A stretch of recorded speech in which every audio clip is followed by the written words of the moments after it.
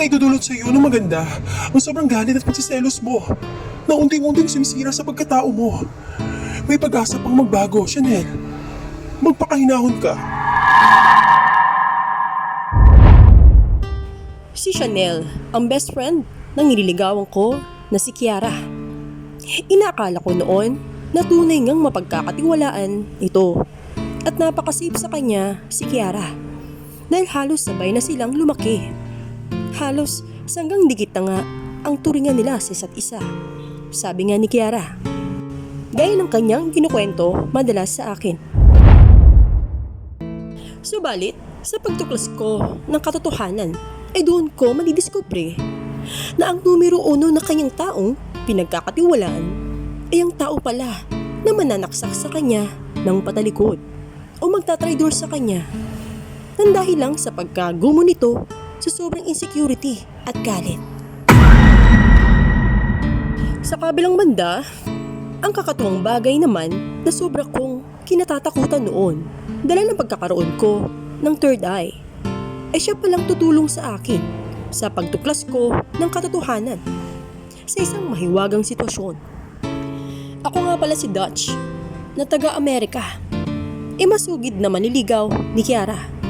Mas piniling lumipat saglit ng eskwelahan sa bansang Pilipinas upang tuklasin ang hiwaga sa misteryong pagkawala ni Kiara. Sa aking paghahanap ng hustisya upang matunton ang kinaroonan ni Kiara, ay madadala sa akin kung paano nga ba nagkaroon ng koneksyon na may kinalaman sa krimen ang hindi ko inakala na kanyang best friend na si Chanel sa pagkawala nito. Itong karanasan kong ito ay maaring makapagbigay ng aral sa inyo.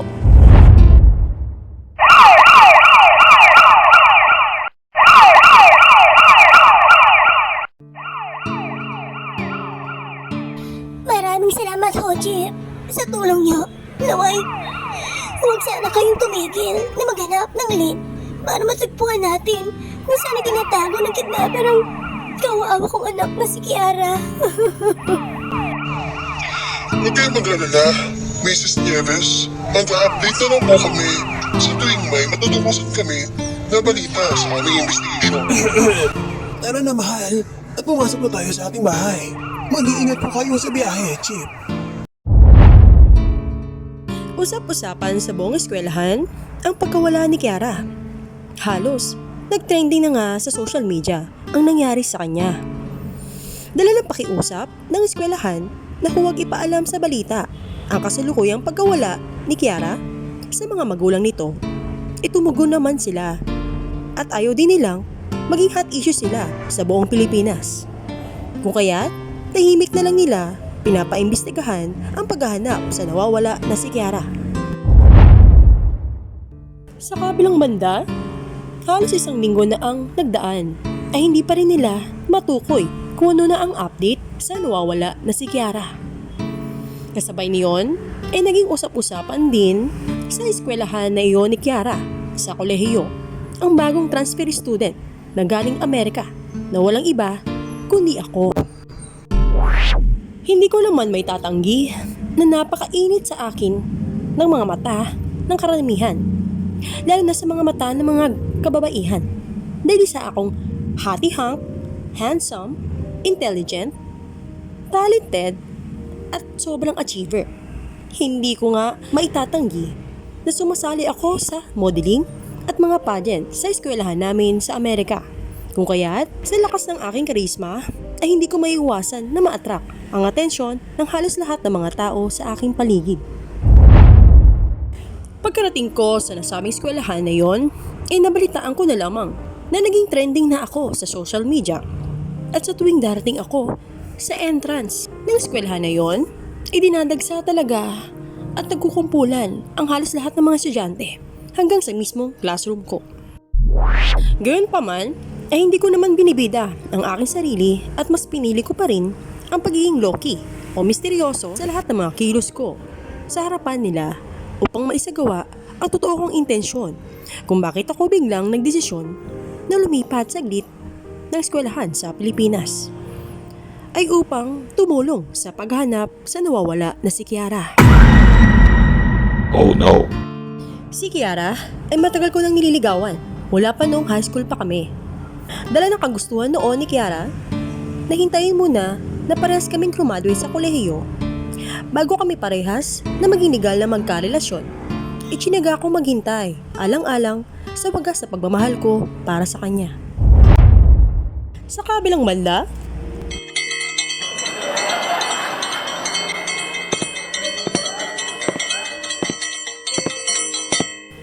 ako'y naghihintay lamang sa labas ng aking magiging classroom.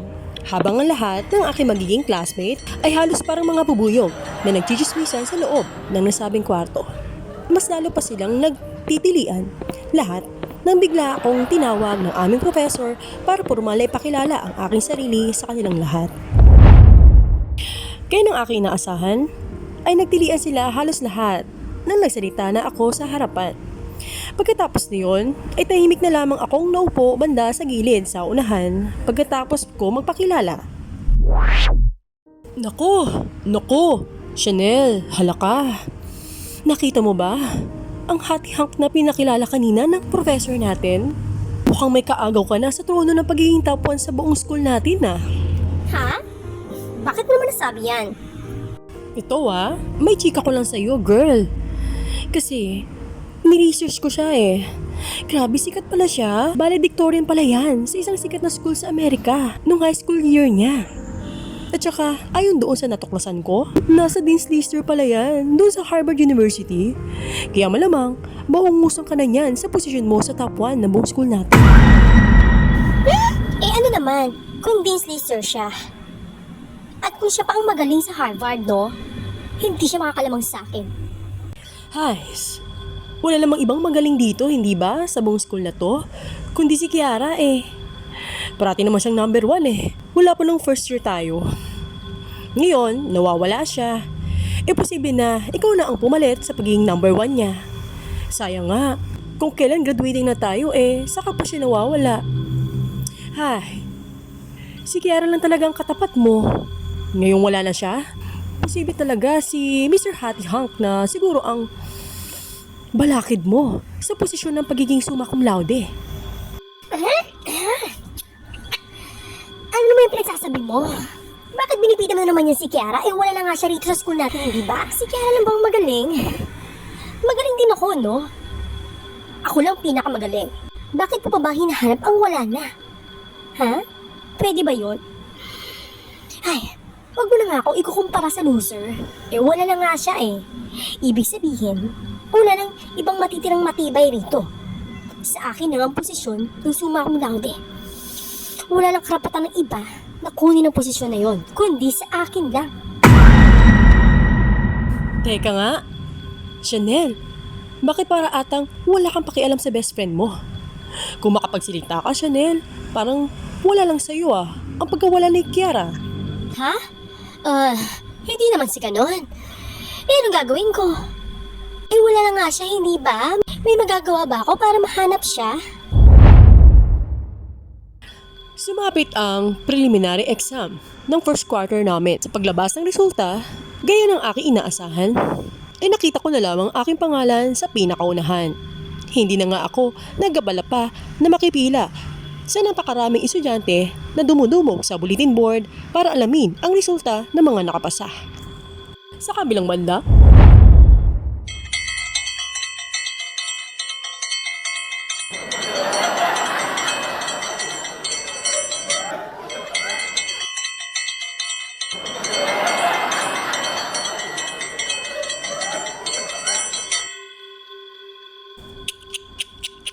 as what I expected, Chanel, tingnan mo kung sino yung nag-number 1. Tama ang hinala ko, hindi ba? Si Hattie Hunk. Siya yung una sa listahan, no? Hi, as usual, ganun ka pa rin tulad ng dati. Number 2 ka pa rin, hahaha. Ano nakakatuwa ron? Nabubuli ka ba, ha? I can't believe this! This can't be! Umagaw sa akin ang pansin mula sa pagtanaw ko sa second floor, banda sa may grills ng hallway. Nang aking kinaroonan, ang aura na ipinapakita ni Chanel mula roon malapit sa bulletin board kung saan ipinost ang result para sa preliminary exam namin. Halos kitang-kita ko ang kanyang aura na sobrang gigil na gigil si Chanel matapos niyang malaman ang naging resulta ng naturang exam. Halos ramdam ko at kitang-kita ko na parang hindi nito nagustuhan ang naging resulta. Sa pagkakaalam ko ay nakapasa naman ito. Sa katunayan ay nasa number 2 pa nga ang kanyang pangalan. Subalit, iyon pa ang aking pinagtataka, bakit halos galit na galit ito, gayong nakapasa naman siya. Halos nakakatatlong buwan na ako sa eskwelahan na yon. Hindi ko nga mawari kung bakit sa tuwing nakikita ko si Chanel na kasalukuyan ko namang kaklase ay parati itong aburido. Halos parati itong nakasimangot o parang tigre ang utsura nito. Sa tuwing nagkakaroon kami ng pagkakataon na magkausap o di kaya magka-encounter sa isa't isa. Ni minsan ay hindi ko pa nasilayan na siya ay ngumiti sa akin. Isang araw, naroon ako sa fitting room kung saan naroon ang locker area ng school namin. Ay bigla akong nagulat na pinuntahan ako bigla roon ni Chanel upang komprontahin ako.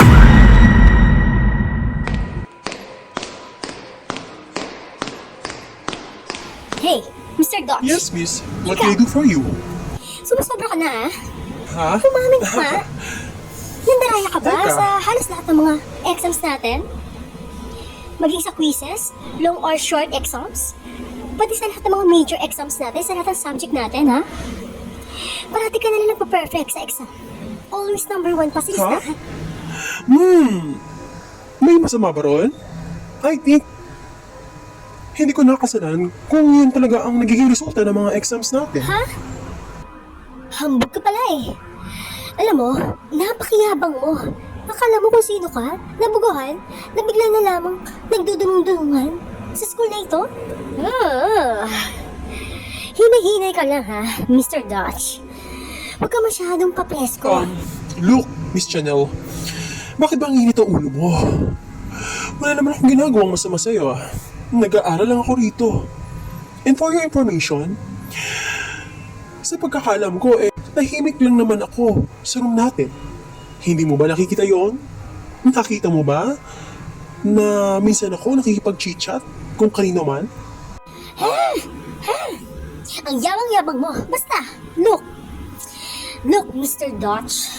If I will going to find out that you are a cheater, I swear, I'm going to kick you out in this school.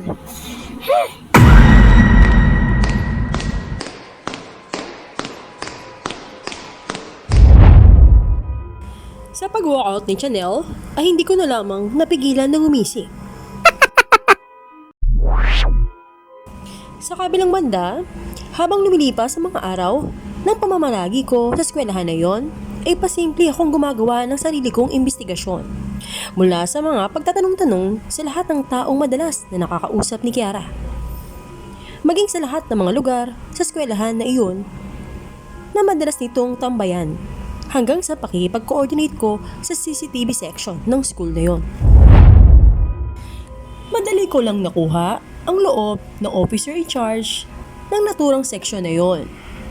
Hanggang sa nagkaroon ako ng pagkakataon na makalkal ang lahat ng mga footage ng mga huling araw nito mula sa school na yon. Sa ginawa kong pag-iimbestiga ay nakukulangan pa rin ako sa mga nakuha ko na ebidensya. Hanggang sa ang huling chance na lang para maging ganap na kompleto ang lahat ng aking pag-iimbestiga ay ang pakikipag-coordinate sana kay Chanel na mismong best friend ng iniirog ko na si Kiara. Ngunit ang problema naman ay masyado itong mailap at napakasungit sa akin. Lingid sa kalaman nito ay hindi pa ako lubusang kilala nito, lalo na ang connection ko kay Kiara. Walang chance na ipakilala kami sa isa't isa noon ni Kiara, maging sa video call. Nang minsang naranasan na mag-aral noon ni Kiara sa Amerika ng 2 taon sa high school, ay doon kami nagkaroon ng chance na magkasama at magkakilala ng personal. Bukod pa roon, mas lalo kami nagkalapit sa isa't isa dahil malapit na magkaibigan ang aming mga magulang. Kung kaya't, hindi napuputol ang koneksyon namin sa isa't isa. Isang gabi sa aking kwarto, nakatitig lamang ako sa board kung saan nakalagay o nakasabit sa dingding ang lahat ng mga pinagsama-sama kong mga nakuha kong ebidensya, maging ang konklusyon ko kung sino ang maaaring kumidnap kay Kiara. Malakas ang aking pakiramdam na nag-aaral lamang doon sa eskwelahan na iyon ang posibleng kidnapper na nakakaalam na kinaroroonan ni Kiara. Sa malalim ng aking pag-iisip ay bigla parang nakaramdam ako na para bang napakalamig sa kwarto kong iyon. Halos gininaw ako sa sobrang lamig na para bang tumaas bigla ang aking mga balahibo. Nagtaka ako kung paano nangyari yun. Kung kaya't, chinek ko ang aircon kung napalakas ko ba ang pagbukas ko roon. Subalit sa aking pagsilip ay mababa lamang ang temperatura nito. Tumingin din ako sa mga bintana, subalit sarado naman ito. Walang puwersa ng malakas na hangin ang maaaring umikot sa loob ng aking kwarto. Oh no.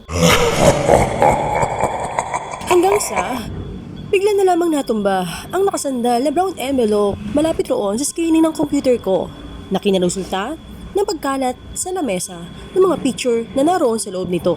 Saka nga napansin na nalaglag mula sa sahig ang ilang mga litrato ni Chanel na aking prinint para maisama ko na rin siya sa aking mga iimbestigahan. Laking pagtataka ko kung bakit ang litrato lamang ni Chanel ang mga nalaglag sa sahig. Lumapit muli ako roon sa kinaroonan ng computer ko. Saka ko nga pinulot lahat ng mga picture ni Chanel na nagkalat sa lapad. Magkaganoon man, naisip ko na lamang sa huli na magdikit ng isang litrato nito roon sa aking board para maisama na rin siya sa mga conclusion ko. Pagkaraan ng ilang araw, gumawa ko ng strategy para makalapit at makuha ko ang loob ni Chanel. Kung kaya't, kahit labag sa aking kalooban, sinubukan kong paamuhin siya gamit ang napakalakas kong karisma.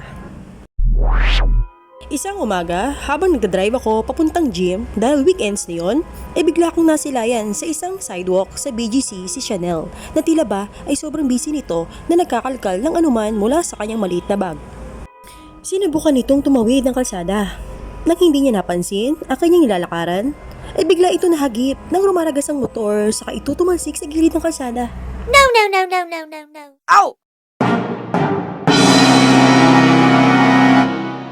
Sa akin nasaksihan ay muli akong umikot sa kalsada para balikan ang nakandusay sa lapag na kawa-awa na si Chanel. Hininto ko na lamang sa gilid ng kalsada, malapit kay Chanel ang aking sasakyan. Saka nga ako nagmadaling bumaba at mabilisang pinuntahan ito. Napansin ko na lamang na tinakasan na siya ng motor na bumangga sa kanya. Miss Chanel, are you alright? Ang sakit ng balakang ko. Pati yung mga sigat ng braso ko. Naku, Miss Chanel, may mga galos ka sa mga binti at gilid ng braso mo. Grabe naman ang motor na bumangga sa'yo. Halos nilakbuhan ka na, oh. Hayaan mo na. Tara, at sasamahan kita sa ospital. Kailangan mo magpa-x-ray para matiyak natin na wala mga nabali sa buto mo. Agaran ko namang tinulungan na makatayo sa kalsada si Chanel. Saka nga kami nagmadaling magtungo sa aking pinark na sasakyan at nagtungo kami sa pinakamalapit na hospital. Sa kabilang banda, buti na lang at mga galos lamang ang kanyang natanggap. Free naman ito sa lahat ng mga bali na maaaring matamo niya hanggang sa nagmagandang loob na lang ako na maihatid siya sa kanyang bahay. Parang may iba sa aura ni Chanel ng mga sandaling yon dahil halos hindi ko malang nasilayan ang malatigri nitong aura para lamang itong tuta na sumusunod sa lahat ng mga pagmamagandang loob na pinapakita ko sa kanya. Pagkarating namin sa kanilang tahanan, hindi ko mawari ang bigat ng dating ng mansyon nila. Negatibo ang nilalaman ng aura ng bahay na yon. Nang sinubukan ko yung titigan. Habang bumababa si Chanel mula sa aking sasakyan na nakapark sa tapat ng kanilang bahay, ay hindi ko maiwasan na mapunta ang aking paningin sa isang kwarto sa kanilang taas na naroon. May nahagip ako na isang aura ng lalaki na nakasilip sa amin na kulay puti ang kasuotan nito na seryosong nakatingin sa akin. Saka nga ako muling tumingin kay Chanel para akayin ito na maglakad palabas ng sasakyan. Subalit sa muli kong pagtingin sa bintana na yon, ay wala na ang aura na isang lalaking nakita ko roon.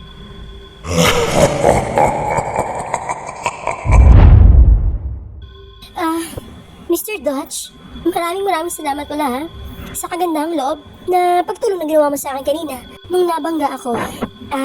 Halika muna sa loob ng bahay namin. Magperienda ka muna. Walang naman yun, Miss Chanel. Sige, maraming salamat ha.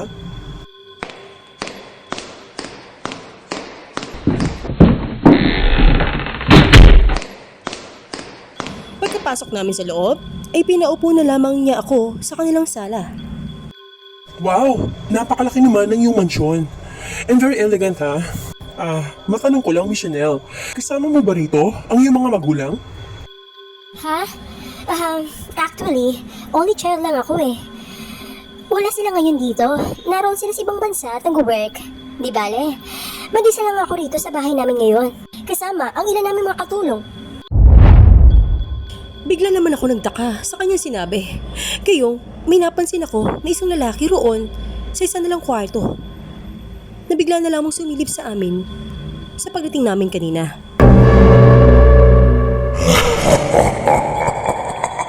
Pagkatapos kong ubusin lahat ng merienda na hinandog sa akin ni Chanel, Miss Chanel, maaari ba akong makigamit ng iyong comfort room? Yeah, sure. Magtungo ka lang roon sa dulo. Tapos lumiko ka ha sa bandang kanan. Makikita mo roon ang para sa mga boys. Thank you. Excuse me lang saglit.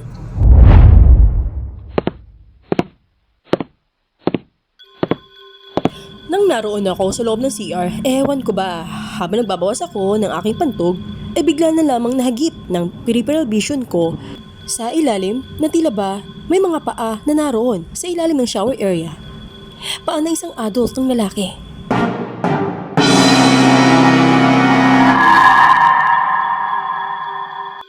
Bigla ko na lamang binilisan ang pagbabawas ko. Saka nga ako nagmadali na i-flash ang inidoro. Nang sinubukan ko naman na maghugas muna saglit ng aking mga kamay sa maliit na sink na naroon, ay nahagip pala sa salamin sa aking harapan ang kinaroonan ng shower area. Saka ko nga nakita ang side view ng pagbumukha ng lalaking aking nakita sa second floor ng kwarto nila Chanel. Ow! Ito'y nagtatago sa likod ng kurtina ng kanilang shower. Nakatingin muli ito sa akin ng seryoso. Sa pagkakataong iyon, ay tumaas na ang aking nervyos at mga balahibo. Dumadagundong ang puso ko sa sobrang takot. Saka nga ako nagmandali na lumabas mula sa CR na yun.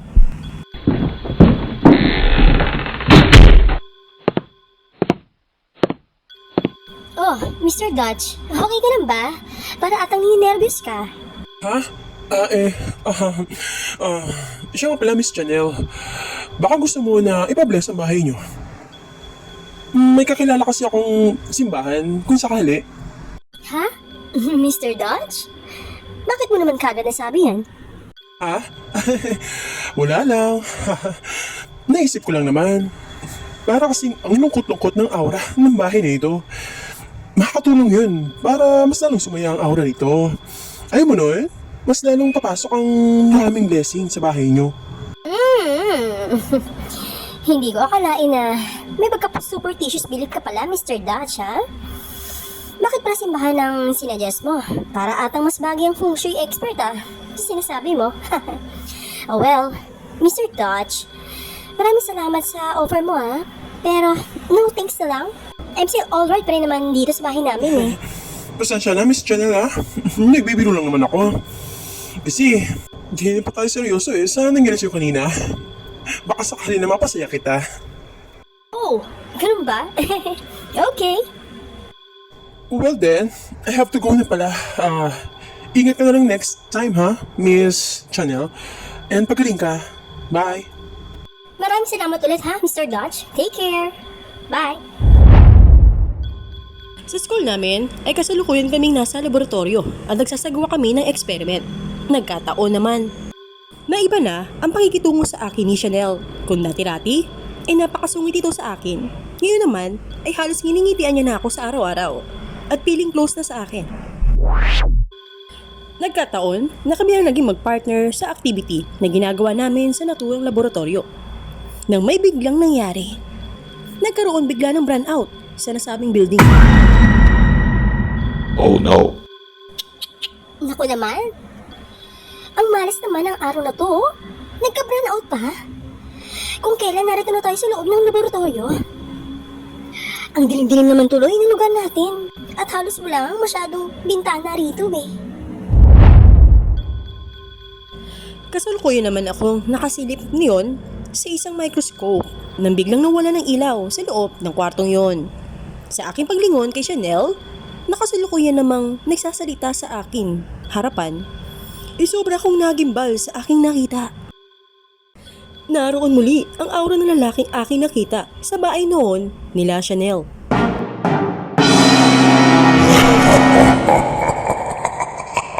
Nakatitig lamang ito sa akin at blurry o hazy ang aura nito. Kahit medyo madilim sa kwarto na yon, ay maliwanag sa paningin ko ang nakikita ko sa mga sandaling iyon. Oh, okay ka lang ba, Mr. Dodge? Bigla ka na nakatulala dyan, ha? Na para bang takot at takot. Anong meron? Bigla itong lumingon sa kanyang likuran. Subalit hindi man lang niya nakita ang isang multo na nakatayo sa kanyang likuran. Nananatili lang ito na nakatayo roon habang nakatitig sa akin. Bigla akong tumalikod saglit upang humugot ng hangin at kumalma. Sobrang nangangatog ang mga tuhod ko at nilalamig halos ang lahat ng mga kamay ko. Sa muli kong paglingon kay Chanel, saka na nga bumalik ang kuryente at ilaw sa kwartong yon.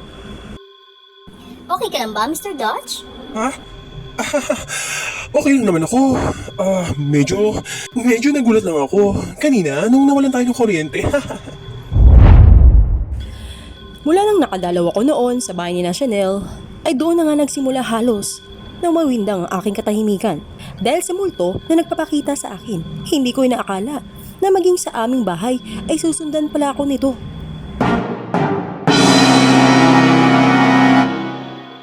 Habang abala ako noon sa aking computer sa loob ng aking kwarto, ay malakas ang aking pakiramdam na para bang may nakatayo sa aking likuran. Pagkalipas pa ng sandali ay tila ba may biglang bumulong sa kaliwang tainga ko. Narito ang sagot sa hinahanap mo. Nagimbal ako sa bulong na yun. Saka nga ako nataranta at napatayo bigla sa aking kinaupuan. Humarap ako bigla ng mabilisan sa aking likuran, subalit isang malakas na hangin ang sumampal sa aking mukha.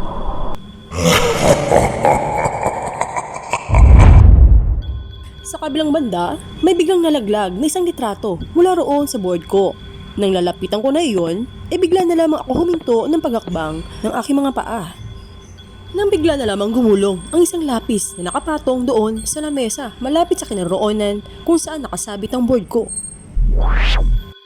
Ang lapis na iyon ay gumulong sa sahig hanggang sa huminto ito kung saan naroon ang mismong litrato na nalaglag.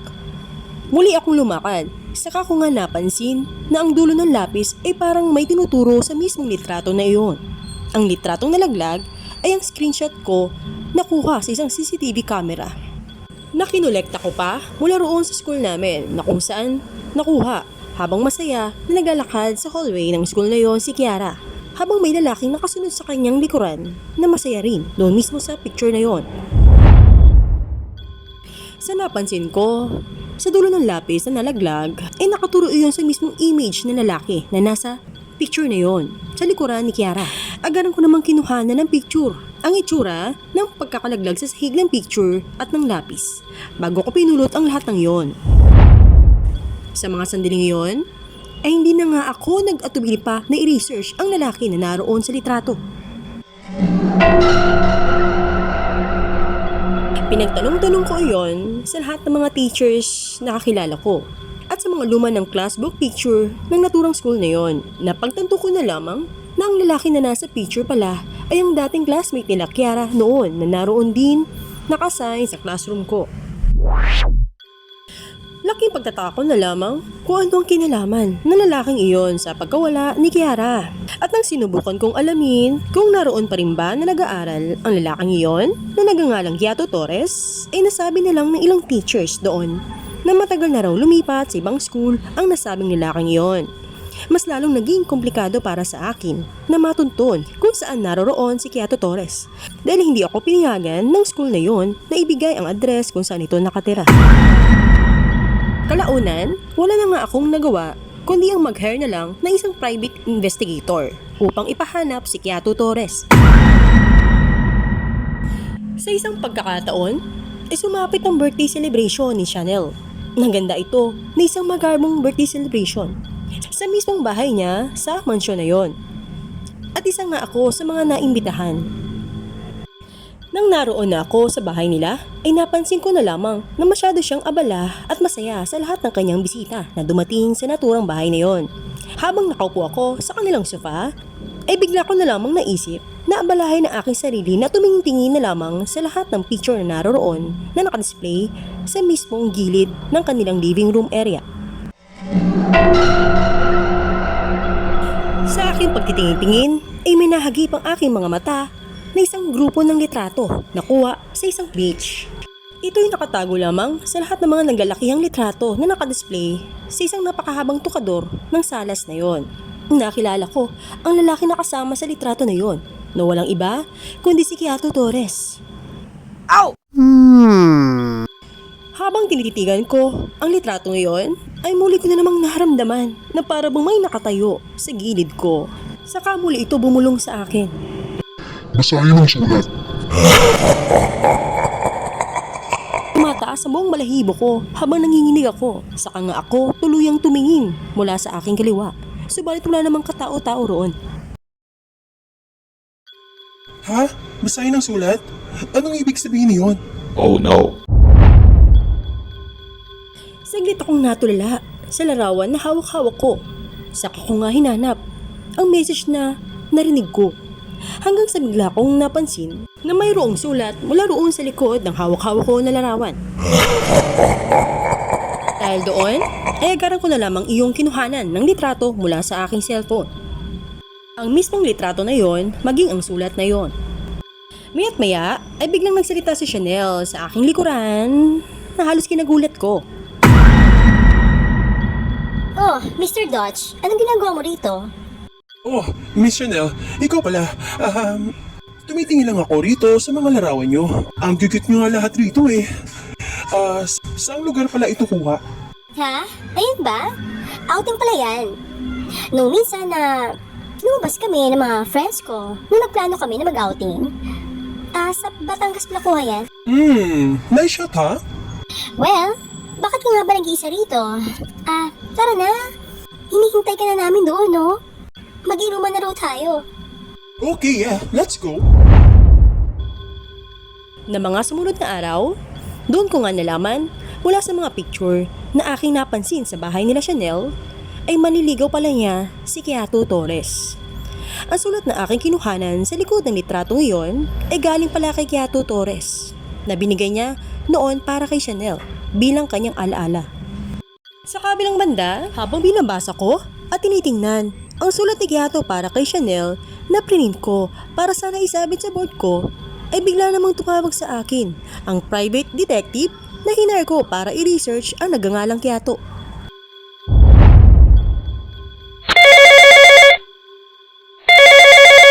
Yes, Chief. Magandang gabi. Ano pong update natin? Sir, magandang gabi rin. Sir, yung Kiato Torres na pinaparesearch niya sa akin, ay matagal na palang patay. Ha? Patay? Paano nangyari yun? Dahil sa isang car accident. Ganoon ba? Pero sir, may isa pa akong nalaman. Ano yun? Bago nangyari ang car accident, umamin daw si Kiato Torres sa mga magulang niya. Nagkikidap daw ito na isang estudyante na kaklase nila. Saka ipinasas na nagutos sa kanya. Kinidnap? Sino raw ang kinidnap ni Kiato Torres? Hindi nila matukoy sir kung sino, pero ayon sa theory ko, si Miss Kiara ata yun. Dahil noong mga panahon na hindi na nag-aaral si Kiato Torres sa school na yun, ay saka naman nawala si Kiara.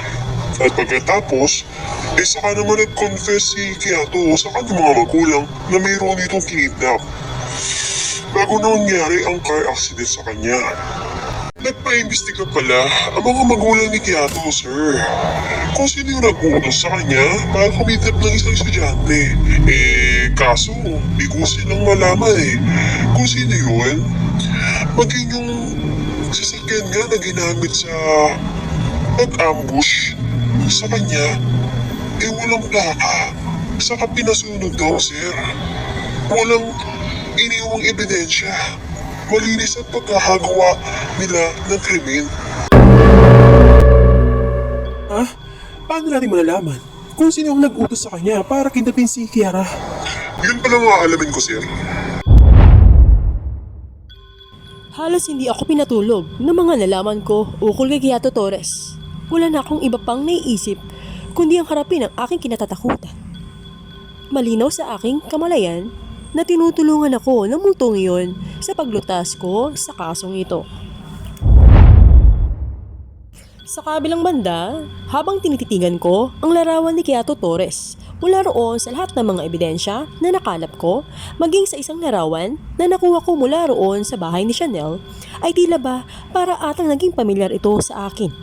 Biglang nagbalik sa aking kamalayan kung bakit ang itinuro ng multo sa akin ay isang taong patay na. At kung bakit doon ko pa natagpuan ang multong iyon sa mismong bahay ni Chanel. Bigla tuloy ako nagkaroon ng konklusyon na baka may mas malalim pa na involvement si Chanel sa mga hiwaga na nangyayari na konektado rin sa pagkawala ni Kiara. Dumating sa punto na pumasok sa aking isipan na ligawan si Chanel. Masagot ang mga katanungan ko. Weekend, naganda ako ng aking sarili upang punta sa mismong mansyon nila Chanel. Bumili ako ng isang malaking bouquet na pulang rosas upang isurpresa sa kanya. Nang naroon na ako sa mismong salas nila, habang naghihintay sa kanya, ay bigla kong sinalubong si Chanel ng masayang pagtayo mula sa pagkakaupo ko sa kanilang sopa, habang hawak-hawak ko ang nasabing bouquet na daladala ko. Nakita ko siya na nakapantulog, habang gulat ng gulat ito, habang nakatakip pa ng kanyang mga palad ang kanyang bibig, na bumababa sa kanilang hagdanan habang papalapit sa akin. Magandang umaga, Miss Beautiful Woman. Oh, anong pakulo itong ginagawa mo, Mr. Dutch? Pakulo? Wala lang. I guess, binibisita kita? Para pala sa'yo, isang bouquet na bagay sa napakaganda mong dimples. Both man. That's my favorite flowers. Nakakatouch naman itong binigay mo. Halika, maupo ka muna. Wait. Ano bang gusto mong kainin? At ipapaluto ko sa katulong namin. Kahit siguro ano nang maibigan mong available. Kahit nga siguro tubig okay na sa akin Oh, sakto.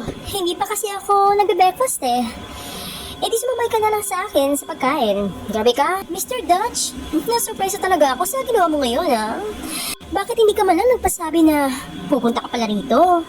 Di sana nagpaayos ako. O di kaya nagpaluto sa mga katulong namin na masarap na pagkain. Nakakaya naman itong suot ko. Tingnan mo yung itsura ko, nakapantulog pa ako. Okay lang yan. Kahit ano naman ang suotin mo lumulutang pa rin yung kagandahan Halos dalang-dala ako sa arte na pinapakita ko sa harapan ni Chanel. Feeling ko ay super effective ng pagdadrama na pinapakita ko sa kanya. Halos sobra na ngang namumula ang kanyang mga pisngi habang patuloy pa rin itong nakikipag-usap sa akin. Kita ko rin ang pagtatantalais ng kanyang mga mata sa aking harapan. Bagamat nakukonsensya man ako sa strategy na ginagawa ko, kasi kailangan kong gumawa ng paraan upang makuha ang sagot na kailangan ko para sa paghahanap sa nawawala na si Kiara.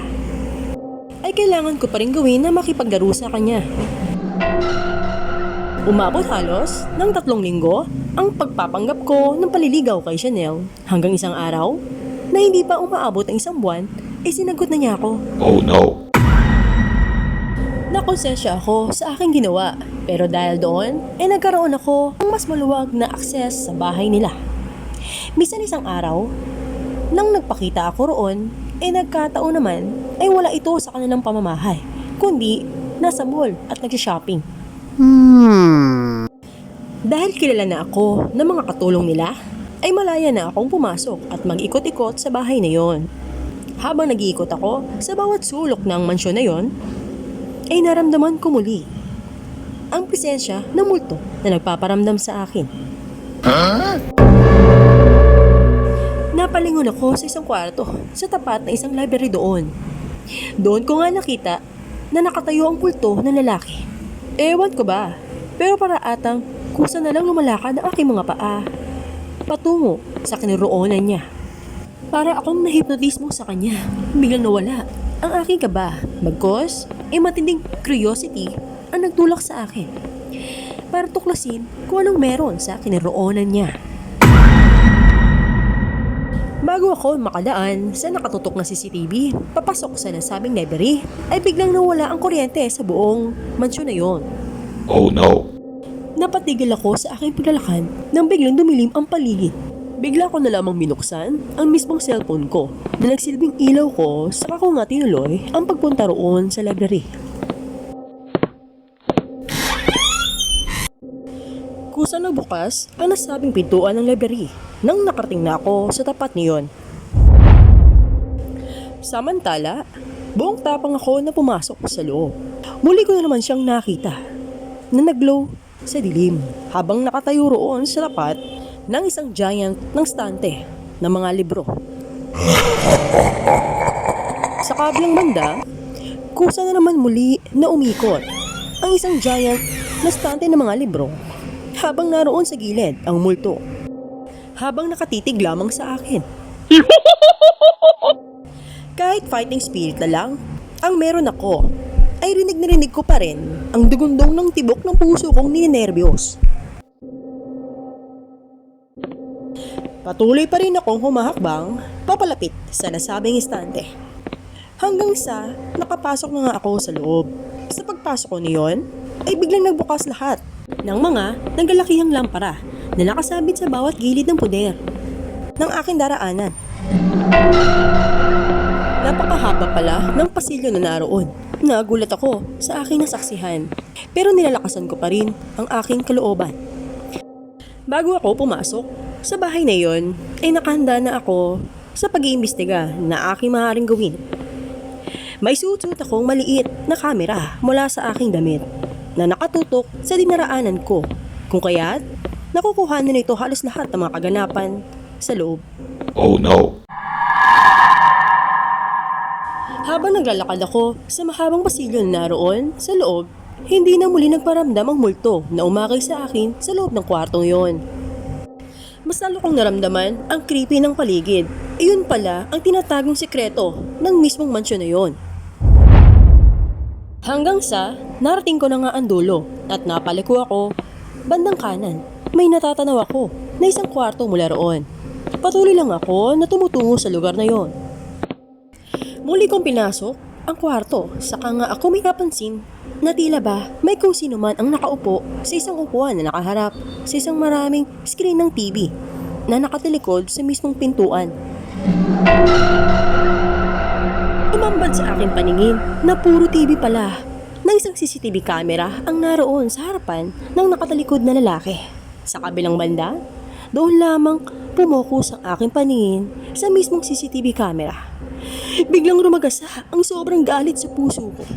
Imbis na takot, ay nagpupuyo sa galit ang naramdaman ko nang nakilala ko kung sino ang naroon. Kundi si Kiara.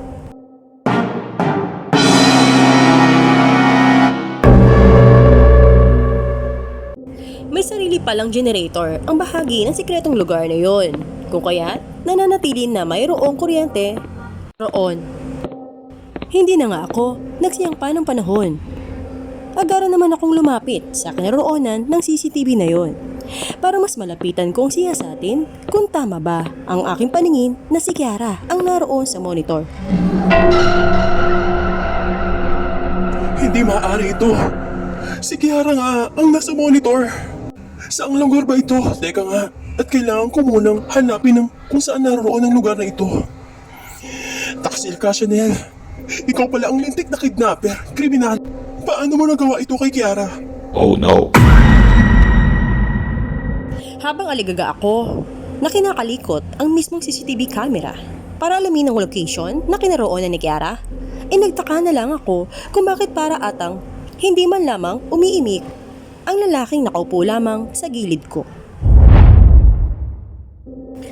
Patuloy lamang ako na nag-ooperate sa mismong monitor na nasabing CCTV na yon. Napag-alaman ko na lamang na naroon din pala tinatago ni Chanel si Kiara sa mismong mansyon na yon. Oh no. Doon pala sa mismong ground floor ng bahay na yon. May mahaba palang hagdanan sa pinakababa niyon kung saan matatagpuan ang secret rooms nila na para bang mga kulungan ang itsura. Hinanap ko nga ang location ng daanan para makarating ako sa kinaroonan ni Kiara. Kiara, huwag kang mag-alala. Mahal ko, narito na ako at sasagipin kita. Nang nakaalis na ako sa nasabing kwartong yon, ay bigla ako namulaga at halos pabagsak na napaupo sa sahig nang nakita ko ang itsura ng lalaki na nakaupo sa gilid ko. Oh, my goodness! For God's sake, ano to? Isang bangkay? May bangkay sa naturang kwartong to? Teka nga, taxidermy ba ito? Oh, Diyos ko! Si Kiato ba ito? Si Kiato Torres nga ito! Bakit narito ang bangkay ni Kiato Torres? There's something wrong here. Pagkatayo ko mula sa lapag, ay agaran kong tinawagan ang aking private detective na kasulukuyang nakamonitor sa camera na naroon sa damit ko. Mayroon din siyang access sa gamit ko mula roon sa aking camera.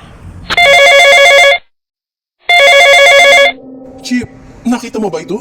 Opo sir, nakamonitor po ako. Baliw na si Chanel. Hindi magagawa ito ng isang normal na tao.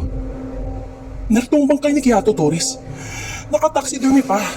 Pati si Kiara, natagpuan ko na siya. Dito lang pala siya tinatago sa ground floor ng bahay na ito. Ano mo lang dapat gawin? Magmandali ka na hanggat wala pa siya rito. Copy sir. Mabilisan kong tinungo ang kinaroonan ni Kiara. Halos tumakbo na nga ako para lamang mapuntahan siya. Nang nakarating na ako sa mismong location niya, ay napansin ko na tila ba wala sa kanyang sarili si Kiara. Niyakap ko siya bigla ng mahigpit nang muli ko siyang makita. Kiara, ako ito si Dutch. Kiara, mahal ko. Narito na ako. Ano nangyari sa'yo? Anong ginawa sa'yo ni Chanel?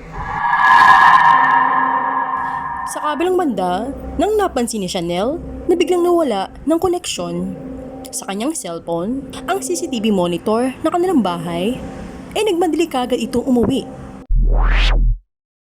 Pagka-uwi nito, ay mabilisan itong nagtungo sa kanyang sikretong hideout.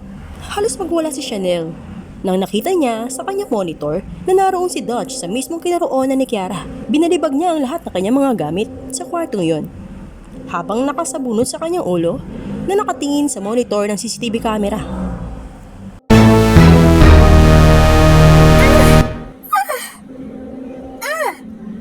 What the hell is this? Paano nangyari nakarating si Dutch doon sa baba? Anong ginagawa niya roon? Nakita mo ba yun, mahal ko? Nakita mo ba ang habog na yun? What the hell is doing there? Pinagtataksilan ako ng habog na yun. Sandali nga lang. At isasara ko muna ang pintuan ng seldang yan upang hindi sila makalabas doon sa monitor. Ayan, nakasara na. Bakit ganun, mahal kong Kiato? I'm already given a chance myself na magmahal muli para sumaya. Matapos kang mawala. Ngayon naman, may pinagtataksilan ako ng bago kong boyfriend. Bakit niyakap si Kiara? May connection ba sila? Bakit hindi ko man lang iyon nalaman? Ano ito? Sinet up lang ba niya ako? Sumagot ka, Kiato. Sumagot ka. Bakit si Kiara na naman ang kaagaw ko ngayon? Wala na nga si Kiara sa eskwelahan eh. Wala na siya. Bakit siya pa rin ang hinahanap? At pinilit sa akin ni Dutch. Puro na lang si Kiara. Si Kiara. Si Kiara. Si Kiara na lang parate. Makikita niya, Kiato, pagsisihan niya ng chicha sa akin. Oh, Bakit tila ba nakasarado na ang pintuan ng seldang ito? Ano nangyari? Maya't maya ay may biglang nagsalita sa isang microphone na dumagundong sa loob ng seldang yun. Anong plano mong gawin, Dutch, ha? Nanginig ang buong kalamnan ko nang narinig ko na nagsalita si Chanel sa buong kwartong yun. Dilat bigla ang aking mga mata. Habang anggara naman akong tumingin mula roon sa CCTV camera na konektado sa kinaroonan ni Chanel. Walang hiya ka, Dutch. Bakit ka nariyan sa kwarto na yan? Ako dapat ang magtanong sa iyo, Chanel. Kung anong ginawa mo kay Kiara. Halos, kalahating taon na siya pinaghahanap ng mga magulang niya. Samantalang, narito pala siya na binubulok mo sa puder mo. Anong kasalanan ni Kiara sa'yo at kidnap mo siya? Aba, ang kapal na mukha mo, ha? Na magtimad sa akin ng ganyan? Gayong narito ka sa teritoryo ko, ha? Bakit ka ba concerned sa babaeng yan? Kaano-ano mo ba siya? Pinagtaksila mo na ba ako ngayon? Gayong isang linggo pa lang na nagsisimula ang relasyon natin, ha? Walang tayo, Chanel. Ha? Ano pinagsasabi mo? Hindi ba nandigaw ka sa akin ng halos isang buwan? At sinagot kita? Tapos sasabihin mong walang tayo? Huwag mong ibahin ang usapan. Bakit mo kinitap si Kiara? Aba. Talagang ginagalit mo ako, Dutch, ha? At mas concerned ka pa, talaga, sa loser na yan? Okay, sige. Para manihimi ka na. She's a traitor. Sinubukan niyang landiin at agawin ng boyfriend ko noon na si Kiato. She's like a garbage. Tinik sa lalamunan ko. Masyado siyang mayabang. Nagmamagaling. Napaka-selfish. I hated her so much. Inaagaw niya lahat sa akin. Mula sa mga achievements, sa popularity sa school, attention ng lahat, pati sa mga magulang ko. Ang hindi ko matatanggap, pati ba naman sa lalaki na tanging nagagusto sa akin, iaagawin niya. Gusto ko na siyang tuluyang mabura sa buhay ko. Masyado na siyang masakit sa mata. Ngayon, kahit wala na siya, pati ba naman ikaw iaagawin niya sa akin?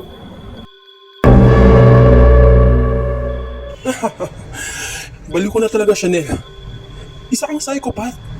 Kailanman, walang inagaw si Kiara sa'yo. Hindi ganyang Kiara ang nakilala ko noon. I couldn't believe na sa lahat ng tao na dapat makakaintindi sa kanya, ay ikaw pa na magtatraidor sa kanya, na best friend niya. Halos, kapatid na nga ang turingan niyo sa isa't isa, hindi ba? Subalit ikaw, competitor o kalaban ang tingin mo sa kanya. Grabe, Chanel. Kinakain ka na ng insecurity, jealousy, envy, at pride mo.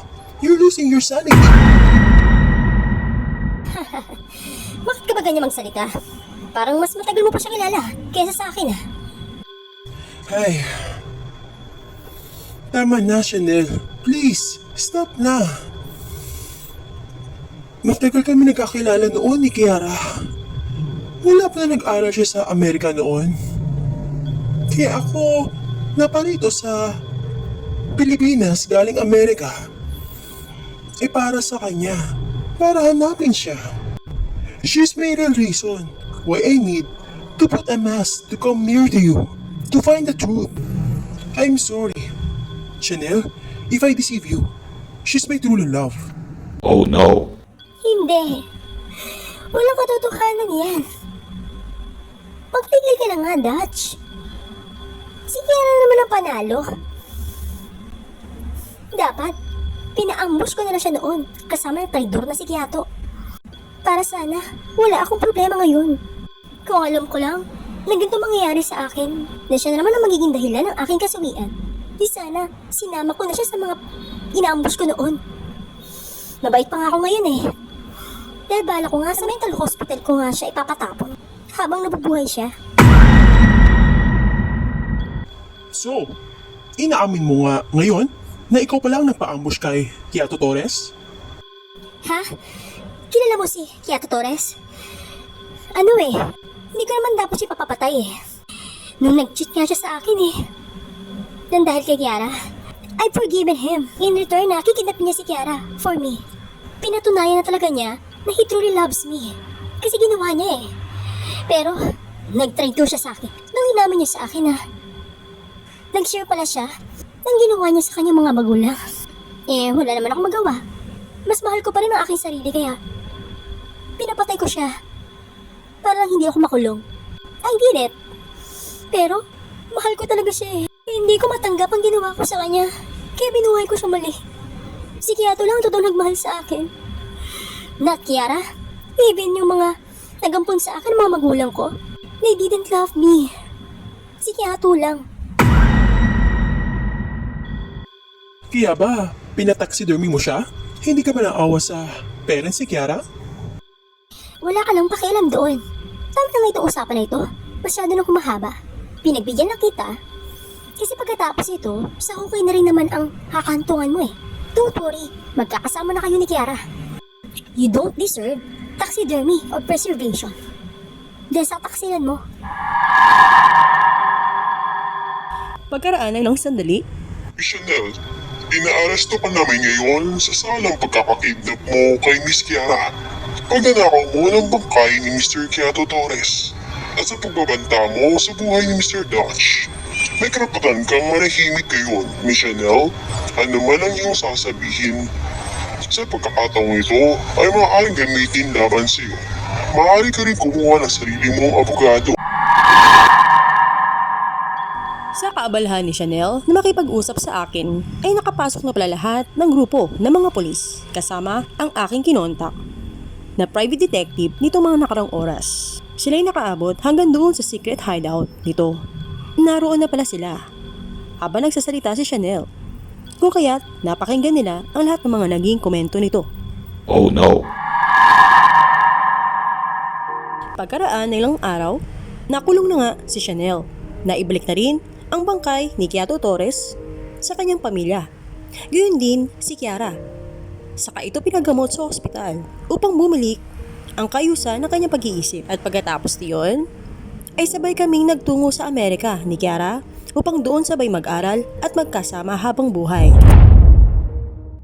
Bago iyon, sa huli, napag-alaman ko na lamang na ang misteryong multo pala na tumutulong sa akin ay si Kiato Torres. Bago kami bumalik ng Amerika, ay sabay kami dumalaw ni Kiara sa puntod nito upang magandog na isang bulaklak.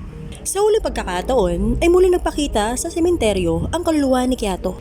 Kung dati-rati, ang aura nito ay malungkot, ngayon ay napakasaya na.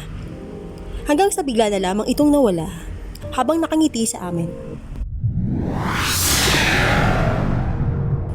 At dito na po nagtatapos ang kwento sa paghahanap kay Kiara kung paano nga ba ito nalutas sa tulong ng isang misteryosong multo.